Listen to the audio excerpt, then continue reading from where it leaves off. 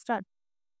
ప్రభువునందు ప్రియమైన దేవుని బిడ్డలారా, grace of life YouTube broadcast channels yours believers అందరికి కూడా ప్రభువైన యేసు నామములో ఆరాధన మినిస్ట్రీస్ పరిచర్య తరపున శుభాభివందనాలు తెలియపరుస్తూ మీ దేన సేవకుడు పాస్టర్ అబ్రహాం ఎండ్రపాటి మరలా మరొకసారి మీ ముందుకు రావటానికి ప్రభు కృప చూపించారు.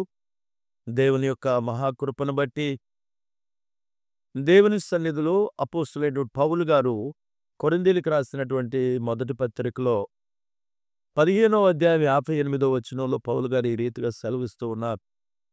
కాగా నా ప్రియ సహోదరులారా, మీ ప్రయాసము ప్రభువునందు వ్యర్థము కాదని ఎరిగి స్థిరులను కదలిన వారును ప్రభు కార్యాభివృద్ధి అందు ఎప్పటికీ కూడా ఆసక్తులై ఉండుడని దేవుని యొక్క వాక్యం ఈ రీతిగా సెలవిస్తుంది.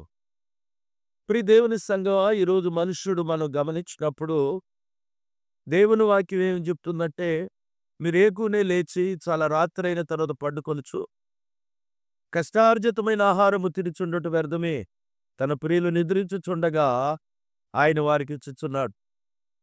నేను ఎందుకు ఈ విషయాన్ని మీ ముందు పెట్టానంటే, ఈరోజు మనుష్యుడు ప్రియులారు తన దైనందిన జీవితంలో విపరీతంగా ప్రయాసపడుతూ ఉన్నాడు. మంచిదే, కాదంటలా. ఎందుకంటే తన కుటుంబం కట్టబడాలంటే ఈ దినాల్లో కుటుంబాల్లో ఉన్నటువంటి అవసరతలను బట్టి మనుషుడు పరుగులు తీస్తూ ఉన్నాడు. అలాగే ప్రియులారా, ఆధ్యాత్మిక జీవితంలో సత్యాన్ని మీరు గమనించాలి. అపోస్తలుడైన పౌలు గారు చెప్తున్నారు, సంఘంతో చెప్తున్నారు, సంఘం ప్రయాసపడుతూ ఉంది. ప్రియులారా, ఆ ప్రయాసను బట్టి వారిని ప్రోత్సాహపరుస్తూ వారిని ధైర్యపరుస్తూ ఆయన ఏమంటున్నాడంటే, మీ ప్రయాసము ప్రభువునందు వ్యర్థము కాదని ఎరిగి. ఈరోజున చాలామంది విశ్వాసులు కావచ్చు, దైవజనులు కావచ్చు, ప్రియులారా, ఎంతో ఉత్సాహంతో వారి ఆధ్యాత్మిక జీవితాన్ని ప్రారంభిస్తారు విశ్వాసులు. సేవకులైతే ప్రియులారా, దేవుడు తనకిచ్చిన పిలుపుని బట్టి ఎంతో ఆసక్తిగా మరి తన యొక్క జీవితంలో దేవుని కొరకు ప్రయాసపడాలని ఆశతో ఆసక్తితో దేవుని సేవకు వస్తారు. అయితే మనం గమనించినట్లయితే మరి కొంతకాలం వారు పరుగులు తీస్తూ ఉంటారు ప్రియులారా.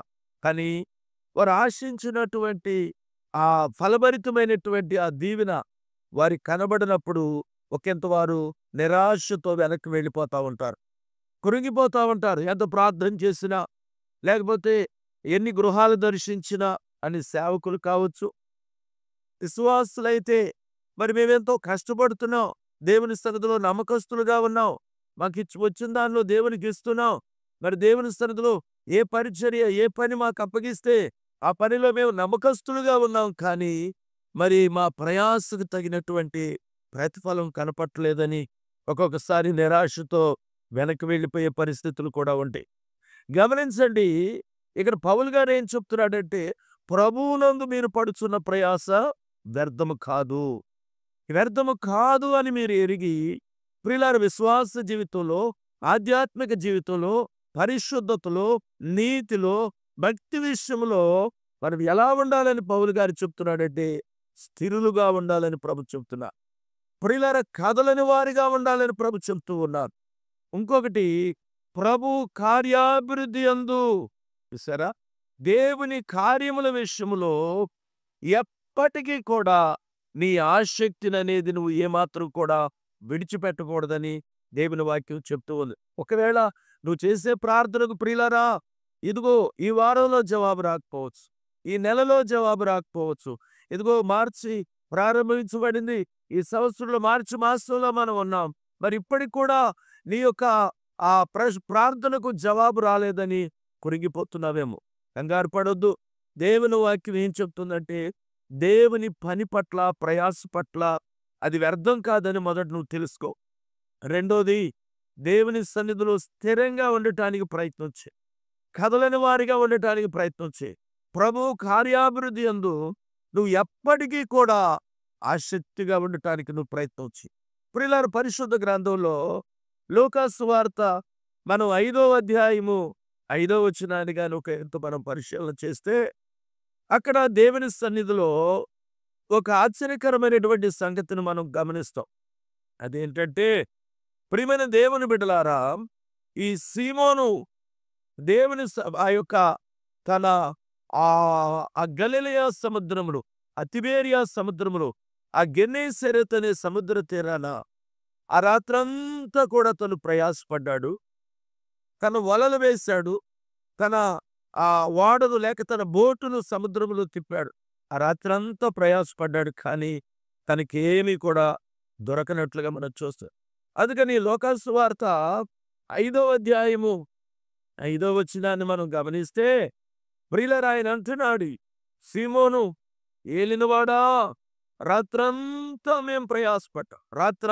మేము ప్రయాసపడ్డాం కానీ మాకేమీయో దొరకలేదు. ఈ రోజున మనుష్యుడు ప్రియులారా ప్రయాసపడుతున్నాడు.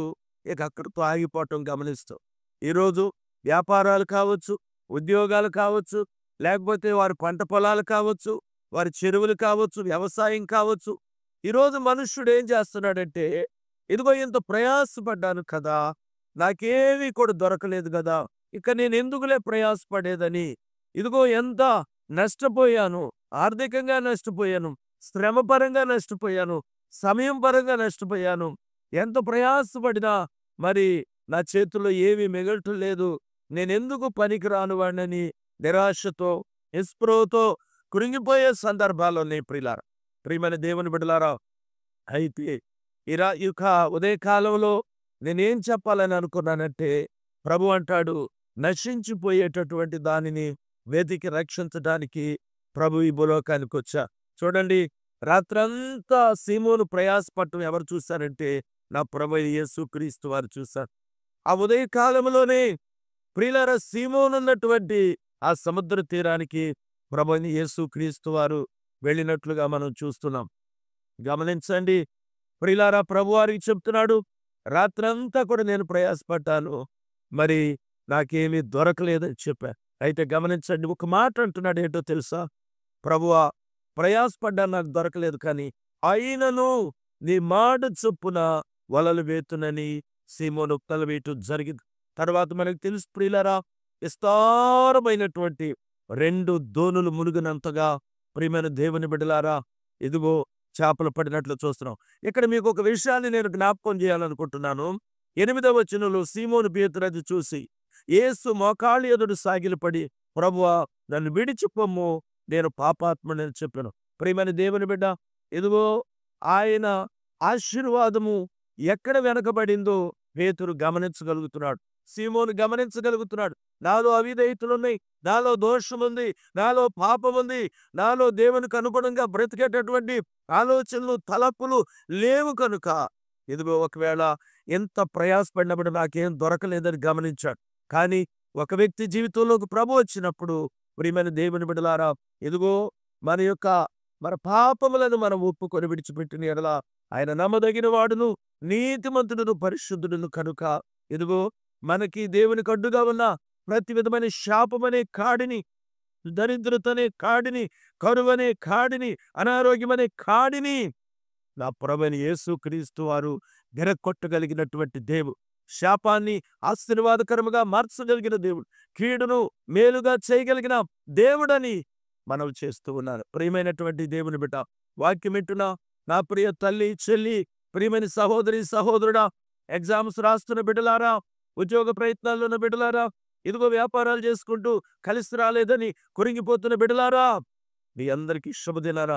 ప్రభువైన యేసుక్రీస్తు నామములో ఒకవేళ మన జీవితాల్లో దేవునికి అవిధేయతలు ఏదైనా అడ్డుగోడలుంటే ఈ దినమందు వాటిని ఒప్పుకొని విడిచిపెట్టండి. ప్రభువునందు నీ ప్రయాస ఎన్నడూ వ్యర్థము కాదని గుర్తెరిగి ఆత్మీయతలో స్థిరంగాను కదలని వారుగాను ప్రభు పని యందు ఎప్పటికీ నీ కార్యాభివృద్ధి కలిగి ఉండి దేవుని యొక్క సమృద్ధికరమైన దీవెనలు, ఆశీర్వాదములు పొందుకోవలసిందిగా ప్రభువైన యేసుక్రీస్తు వారి నామములో ప్రేమతో ఈ ఉదయ కాలము ఇదిగో ఈ మాటలను ప్రభు కృపలు మీకు అందించడానికి దేవుడు కృప చూపించాడు. దేవుడి చిన్న మాటలను దీవించునుగాక. ప్రభువా, మీకు స్తోత్రాలు. వాక్యముల నీ బిడ్డల జీవితంలో గొప్ప కార్యం చేయండి.